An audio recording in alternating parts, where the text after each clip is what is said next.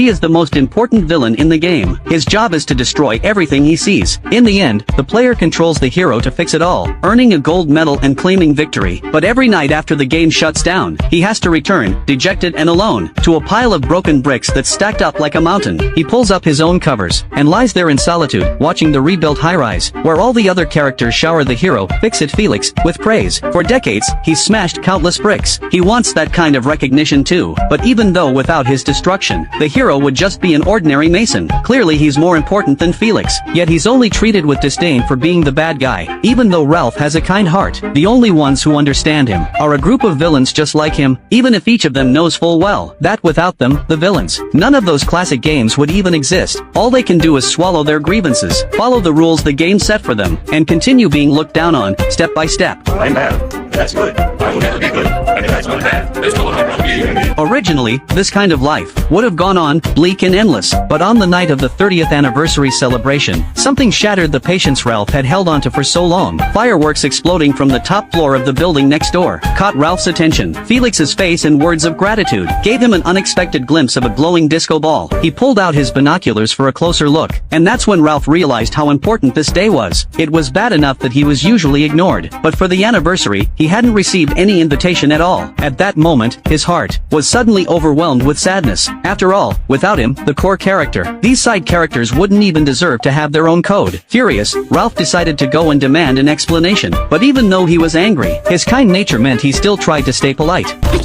When the NPCs heard that Ralph had shown up uninvited, they were so terrified they could hardly think straight. And whenever danger appeared, they instinctively handed over the task of getting rid of him to the hero, Felix. Facing his arch-rival, Ralph still remained humble and polite. He started by joking about seeing Felix's fireworks display, then awkwardly told a lie and asked if it was Felix's birthday. Felix didn't lie. He truthfully told Ralph it was the anniversary celebration. But when Ralph asked if he could join, this was how Felix responded. Thank you, Ralph, and to you too.